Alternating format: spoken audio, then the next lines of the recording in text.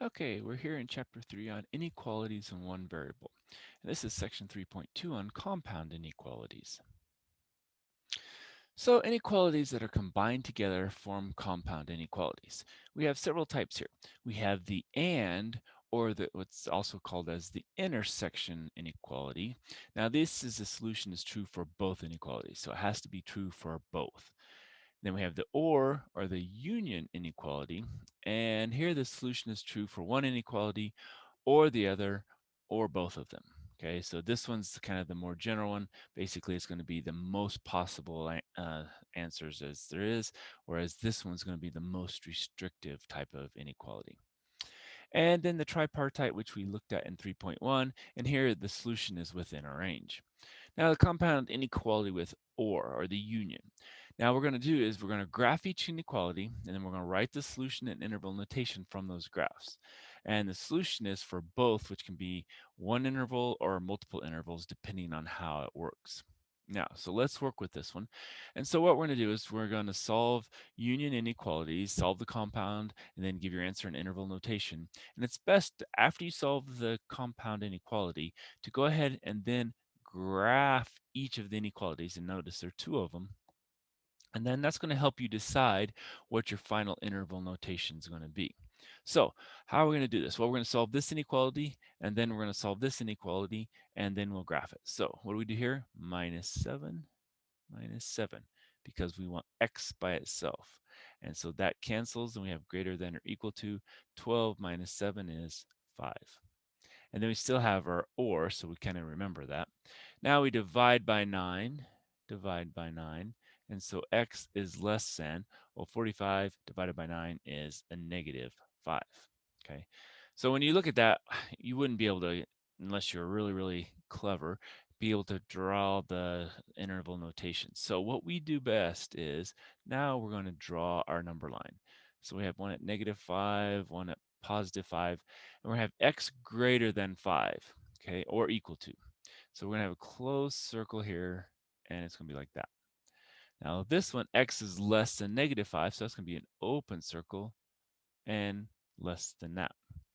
Okay, so now we've got two pieces. We've got a piece going that way, and we've got a piece going that way. And with or, it's going to be true for one or the other or both.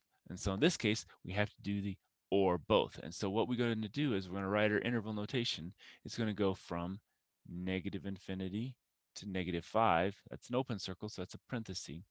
And now we're doing unions or ors, and so then we're going to say union with the rest of it. Now that's going to be a bracket, and it's going to be 5 to positive infinity. And so that would be the actual solution that they're looking for in this case. And again, first we solve both inequalities, then we graph both inequalities, and then with or, we knew we had to include all the possible solutions, which then gave us this union. All right, there's two special cases with or. Now, if the first graph overlaps, the union will be of the larger set. So as you notice, the green one here is the larger set because it goes from B all the way down. Doesn't include B, but it goes from B down. And A includes A and goes all the way down. And so remember, with or, it's going to be one or the other or both. Okay, so in this case, we're going to have, it's going to be one or the other, or in this case, this one includes this one. So this is the biggest one. So we're going to say our bigger one is going to be the interval notation that we choose, because it includes this one as we go down, because that point it's included, well, that point's included here on the line itself. It's just that the B is not included. So we go all the way down, and that's going to be the way it is. Now, sometimes when we graph, we're going to get one going one direction, one going the other direction. They overlap. And so what happens is we're going from negative infinity all the way up to here, and then we go all the way over here to positive infinity. And so we have all the real numbers. Okay, so it includes that whole number line, because, you know, we started it this way, gone all the way to the left. We started over here where the green's already going, gone all the way to the right. And so that's all real numbers. So those are two special cases with our or that we might run into. All right, so let's just start working and solving some more compound inequalities, and we'll graph it after we solve them, and then we'll write our interval notation. So what are we going to do first? Well, first we're going to divide by a -9. Now we should be going ding, ding, ding in our head, remembering that we have to flip this around. When we divide or multiply by a negative, we have to flip our inequality. And so this becomes x. 63 divided by 9 is going to give us 7. And so it's going to be a -7. Now we want to get the x by itself, so we have to multiply by 4, but what we do here, we also have to do here. So this is going to be or x is less than 4. Okay, so now we have our number line. We have a 4, we have a -7. And again, we're not marking all the items in between. We only know the endpoints here, and so we're just going to mark those and then draw whatever we have from there. So we know x is greater than a -7, so we're going to go this direction. And now here x is less than 4. Well, it's going to be here, and it's going to include everything that way.